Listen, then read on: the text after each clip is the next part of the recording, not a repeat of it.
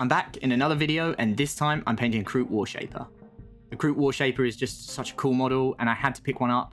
I really love the alternate pose with the bow, so that's what we're going to be painting today.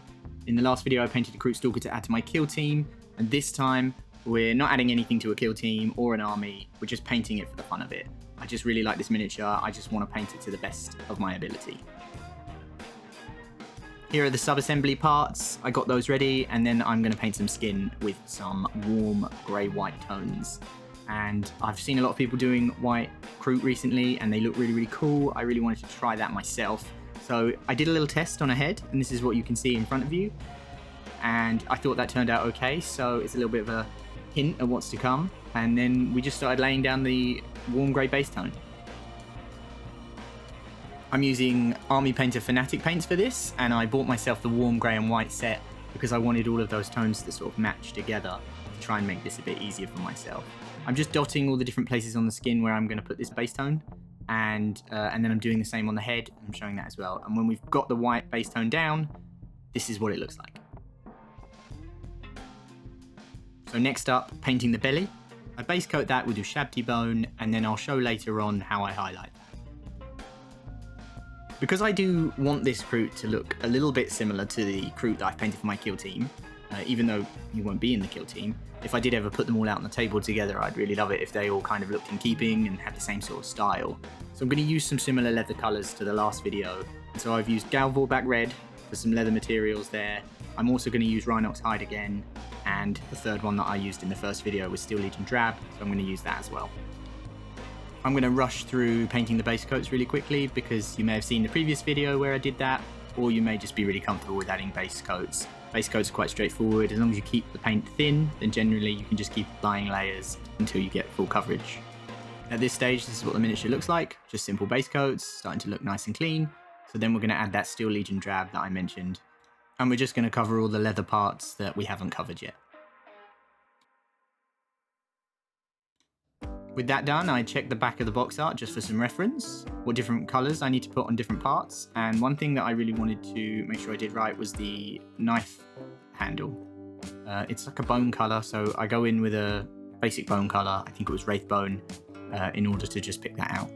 Now I start thinking about the cloak on the back that's made of monster hide, and I start thinking about the colours that are going to go well with this scheme. So I'm thinking about a corn red base tone, and then I'm thinking I should probably shadow that with some Evil Red from Vallejo because it's a really good colour for any kind of really deep dark contrast to a red.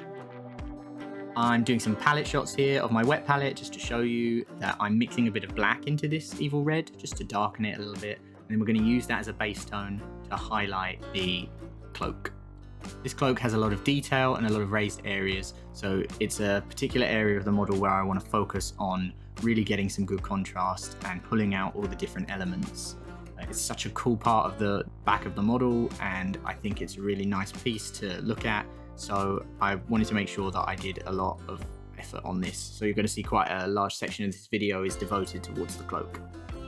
However, what you're currently seeing me do is to put some black over the areas that I'm going to paint metallic later. And usually on Warhammer 40k models I use metallic paints. On other things like the Marvel United I'm painting, I tend to use non-metallic metal methods instead.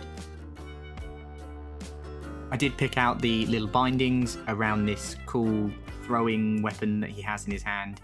I did that with just a basic cream colour. I then added Steel Legion Drab to the back cloak area, and I covered the bow in black because that's going to be metallic as well. I came back in with some of the Rhinox Hide and I added that to the spines on the head. Because I want this to be similar, as I said before, I'm using the same method to paint the spines as I did for the previous Kroot Stalker in the last video. In this clip I'm showing myself base coat some of the other sub-assembly parts of the model, like the little gun and the quiver in Steel Legion Drab. Following that, I went back to the cloak and I decided to start highlighting. So this is me using a bit of corn red mixed into my base tone layer, which was the Evil Red with a bit of black in it, and I'm using the corn red now in there to highlight it up a bit. I'm adding that highlight to raised areas of this cloak, so anywhere that sticks up a little bit higher than the rest, and any edges as well. That includes all of the little lumps where the spines come out of the skin of the cloak. When that's done, I have a really subtle highlight. So we need to continue highlighting a lot more than this. I'm going to do a lot more layers, and I'm going to add in more bright red paints. So we're starting with more and more corn red, but then after corn red, I began using lighter shades of red as well. And we will shortly jump over to the wet palette just to show the exact paints I used for that. But as I do these slightly brighter highlights here, I'm picking out every little scale and every little raised area that I can, and we're just going a little bit brighter. The idea is to cover just a little bit less space than the previous layer, so that you get a little bit of a gradient, a really subtle one showing. So when I did that, this is what it looks like. Starting to get there, starting to see a bit more detail pop out. So now over to the wet palette, and as you can see in the top right hand corner there of the palette, I've got my mixes of red. So we've got the evil red mixed with the black at the top. We then have some corn red added into that. Below, we have pure corn red, and then we're mixing angelic red from the War Paints Fanatic range to get an even lighter red. So now I'm going back to the model, and I'm adding that brighter red with a bit of the angelic red in it to the cloak here, and just adding that to an even smaller section of the raised highlights. So you can just see me running the brush along the very edges and just touching the top of the bits of skin where the spines come out. I knew that I had to push this a little bit further for the contrast to pop though. That level of contrast just wasn't enough. So what I did from this point was I started adding sunset orange, which you just saw, to this paint. And then that brightened my red up massively, started shifting it more towards an orangey yellow color. And so then we're adding that, and that will give us a really vibrant pop to this cloak. I focused this on upward painting areas, so I didn't highlight the entire side, just the side parts that faced more upwards and would be caught more by the light. I then highlighted all the little scales by just adding a little bit of that color to the top side. And now there's quite a lot of contrast, maybe a bit too much contrast. I'm thinking what I'm missing here is some of the more mid-tones. So I've got a lot of shadow, I've got a really bright highlight. But I think I did come in a bit off camera and I did add in some more mid-tones. So mixed a couple more variations of that corn red with that evil red with a little bit of angelic red in it, and just kept adding in mid-tones until I felt like I had a better transition. Next up was painting the spines, and I covered those in Doomball Brown. Doomball Brown's quite a warm brown, so I thought it would match the warm tones of the cloak, but be different enough to create visual interest. Here I'm back to the palette, and I'm showing that I was mixing between Doomball Brown and Screaming Skull to create my gradient of colours that I was using to highlight the spines. So then with those, I highlighted the spines. There were so many of them, it did take quite a while. In fact, this whole paint job took quite a while. That's one of the reasons why this video is really long, because the paint job itself was really long. It did take me quite a lot of days to paint this. And at the moment, it's early days for me here on YouTube, so I'm not too worried about analytics or the length of my videos. I just really wanted to share how I painted this thing. So I thought I won't cut the video down, I won't try and erase much of it, I'll just show the process. Looking at the spines, they just didn't seem right to me. So what you can see I'm doing here is I added Parasite Brown to the wet palette, and then I used that Parasite Brown to warm this color up a lot. And then I went in and I changed the spines to have this warmer, newer version of the color with a bit of Parasite Brown mixed into it. I then went back over every spine, and you can see now, I think there's just that little bit nicer. You've got a little bit more of a difference, and those spines really stick out.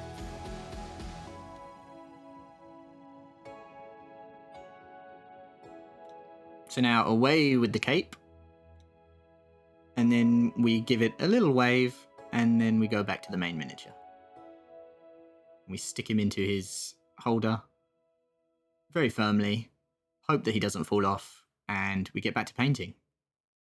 So now we've got to do the shoulder in the exact same way that we just did the cloak, because it's all the same monster hide material. So this is me just quickly getting through that, highlighting it, and then doing the spines.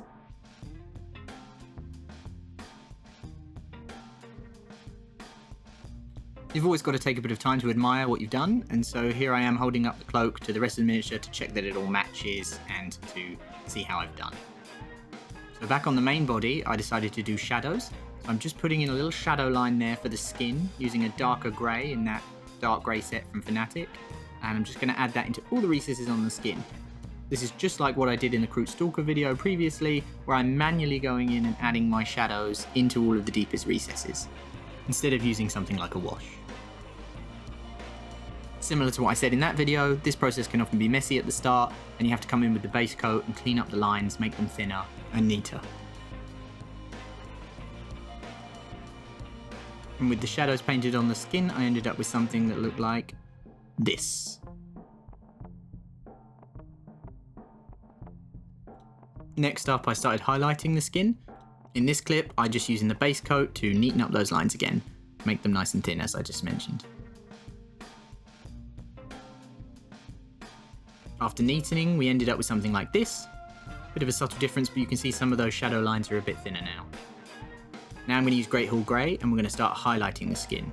So I'm adding this to the upward facing areas to start to build contrast. One thing I began to think about while I was editing this is how I could have incorporated a different kind of hue into this skin. So in the shadow tones I could have used a bit of blue, or I could have used a bit of subtle red, magenta, something like that. And I could have introduced a little bit more contrast through colour variation, so chromatic contrast, and that would have created some more visual interest in the skin. I didn't do that at the time, so it's kind of a retrospective kind of thought, but yeah, that could be something I can use to improve on next time.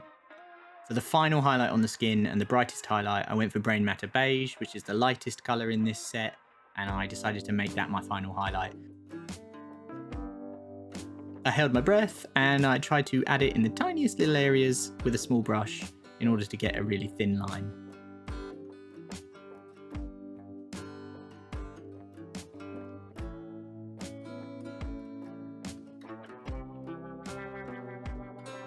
After I put a thin line around his kneecap, I decided to go down and highlight his humongous feet.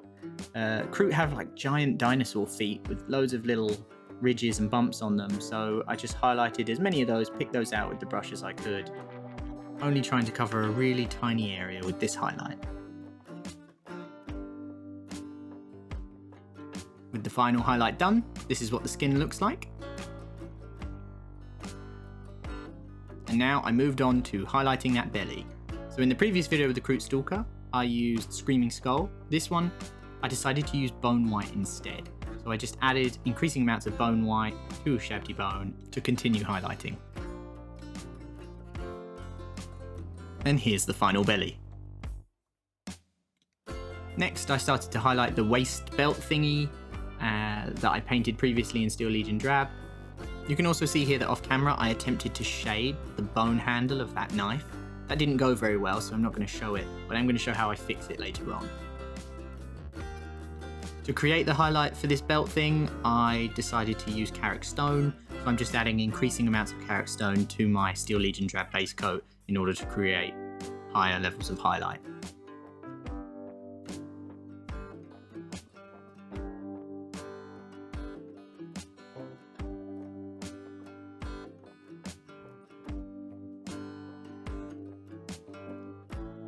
With the final layer of that done, I decided to move on to some brown tones. You can see here I'm using some more of that War Paint Fanatic range, but now I'm going to highlight the Rhinox hide areas.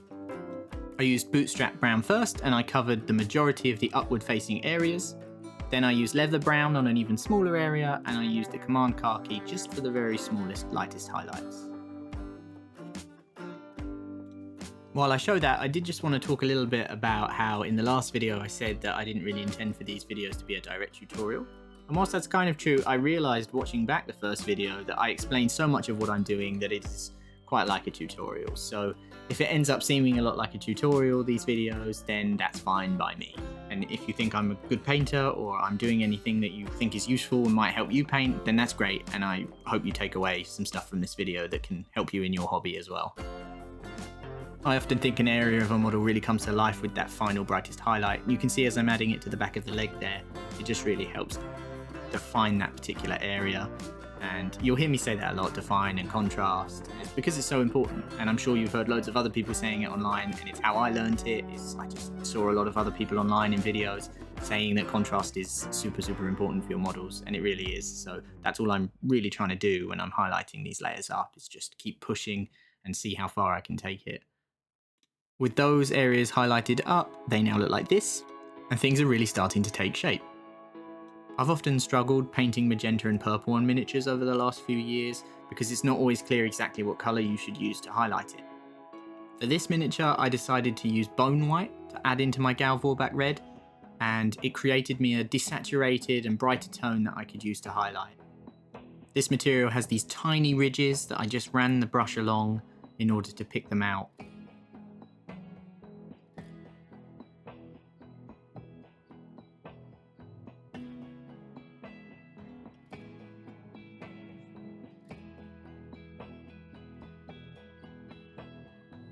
I added even more bone white to the Galvorback red to create an even brighter mix, and then I did a second highlight where I was just doing an even smaller area.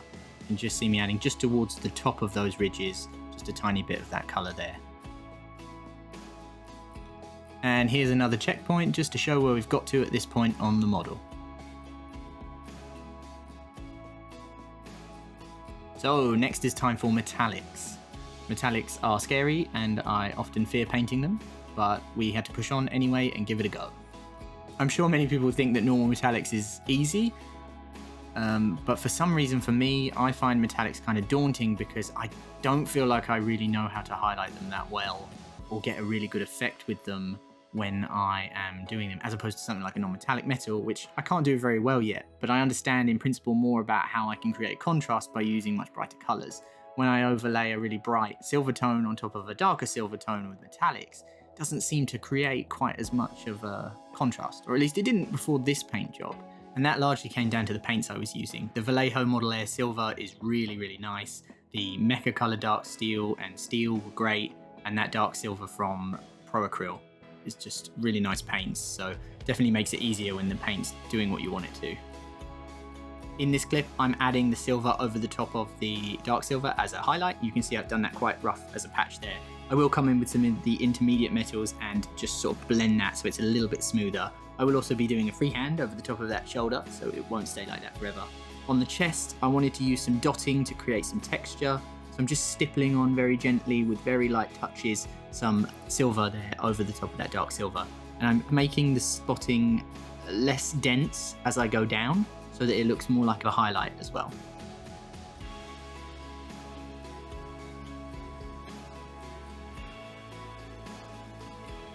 After that, I used light bronze and bronze from Pro Acryl to paint his armbands and his bracelets that are more of a gold colour. On these metal parts, I also leave a bit of the black undercoat showing through between the details in the shadow areas.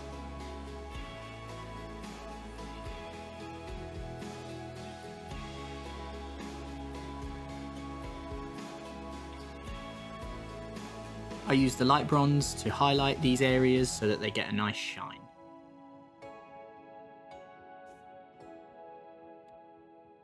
And that also includes the top of the handle of the knife.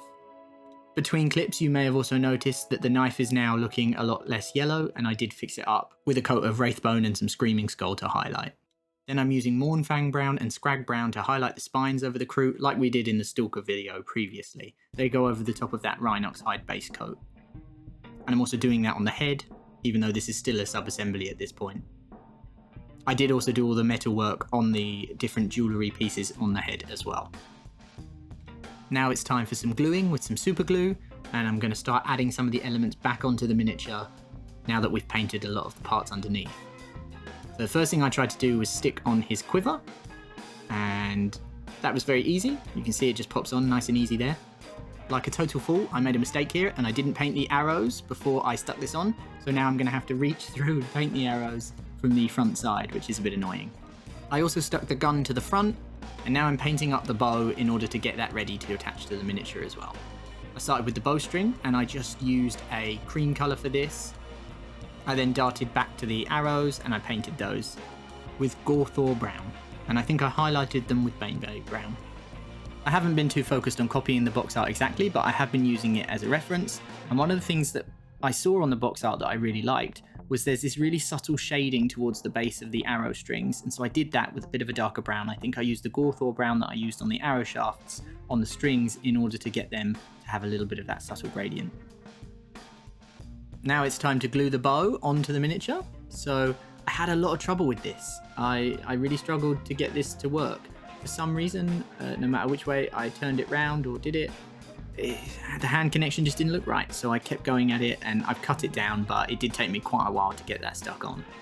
I then decided to go back to the cloak. After looking at it, I just wanted it to be a little bit brighter at the end of the spines. So I took pure Screaming Skull and then I added that to the tips, just the very tips with a little dot. While the glue was out, I decided to stick the miniature to the base at this point, and I added 2 little extra tactical rocks just to give it a bit more interest. Around those rocks, I decided to put a load of mud texture, so I'm just adding that with a really old brush, and after I added all my mud texture, it looked something like this.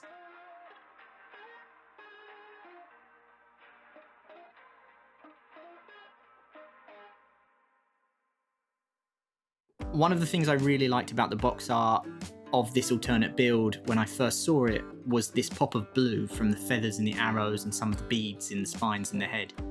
And I wanted to replicate that on my miniature. Even though I haven't done exactly the same colour scheme, I think that this pop of blue will just add a really nice bit of something different. So that's what I did. I decided to use a dark deep blue and then I used lighter blues to highlight that up.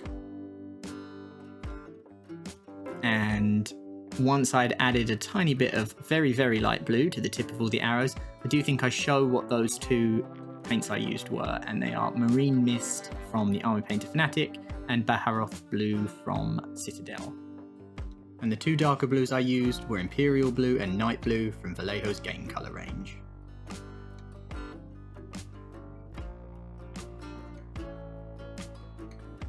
I then began to paint the base grey, and just a neutral grey here. I think I used one from the Army Painter Fanatic box that has the hexad for the dark greys and black. After that, I painted shadows, and I used a darker grey to paint any of the recessed areas or downward facing surfaces. I tend to be a bit less neat and a bit more messy with my bases. Because I don't mind them being a bit rougher, it helps to create a bit of texture, and because they're not the main focal point of the miniature, I don't want them to be as detailed as the miniature above. I wanted to show what that looked like on the palette, so here is my gradients where I've mixed more of my neutral grey into my black in order to get that highlight and those progressive steps. I then covered all my mud areas with wildwood, and I used a tiny bit of contrast medium to thin that down. Then I used it like a wash and I applied it to all the mud areas on the base.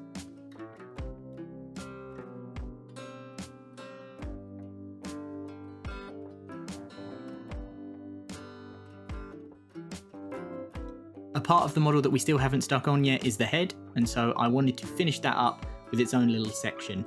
Painting the head is extremely important because it is going to be a focal point, and so I wanted it to look really, really good. I wanted it to look even better than the Stalker's head that I did in the previous video. So I took my time, I used the warm grey tones from the Fanatic paint range that I mentioned before, and I just started putting in the shadows. I tried to be meticulous here, and I tried to be really neat, and once I'd added all the shadows, I had something that looked like this. I then began to highlight with an even lighter grey, same as I did on the skin.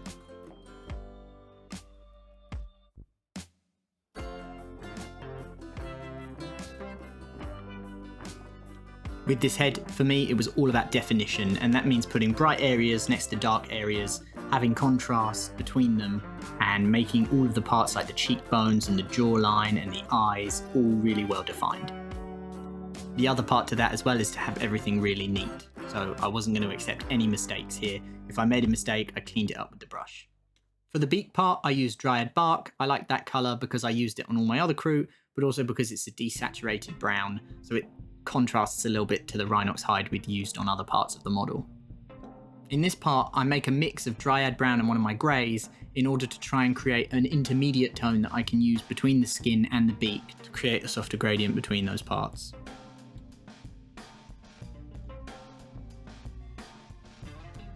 I then added Brain Matter Beige as the final highlight.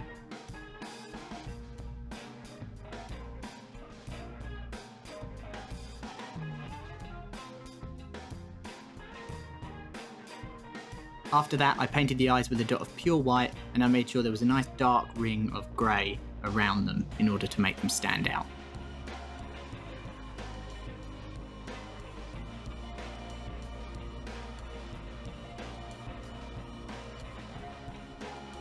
And this is what the head looks like now that it's done. Hopefully you'll agree that it looks really cool. So we're going to jump back to the miniature now, and I show here that I'm using Stonewall Grey in order to get an even lighter tone to highlight this rock. So I'm adding that to the previous grey in order to get my highlights. As with the other highlights, I'm going to keep adding this to increasingly smaller parts as I get brighter with my highlights. Along the way, I add a few rough brush strokes just because that will add some texture to the rocks.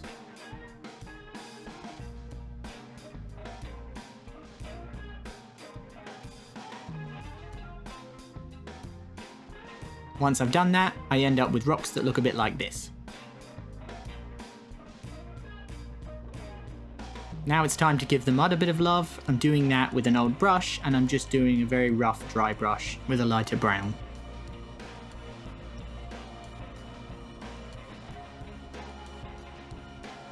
To make my base a little bit more interesting here, I just wanted to add a touch of green into it. I haven't done this a lot, so I wasn't very good at it and I wasn't very confident with it. So I started with a really dark green and I started applying that into all the recess and facing down areas. Then I used a lighter green to highlight that in different areas. I didn't want to be too aggressive with this green because I didn't want it to stand out too much. It had to be subtle. After that, it was time for a couple of tufts. I didn't want to go crazy on this base, but I did want to add a couple, so I've added one at the back and one at the front. I tucked it under some rocks to look more natural, and I think it turned out okay. I then did a final highlight on my mud with a much brighter brown, catching the highest areas. Because these areas are quite small, I didn't have a dry brush small enough to fit them, so I just used the side of my normal brush.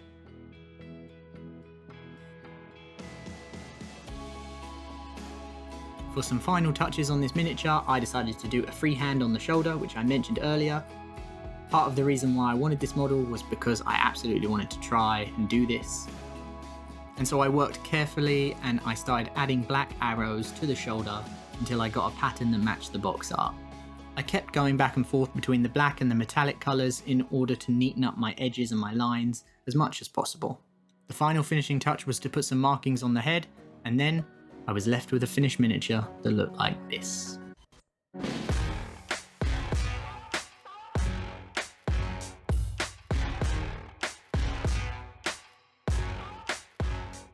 I'm extremely pleased with how this turned out and really proud of myself for painting this. It's one of the best things I've painted in a while. If you've managed to get this far, then thanks for watching. I hope you liked the miniature, and I'll see you in the next one.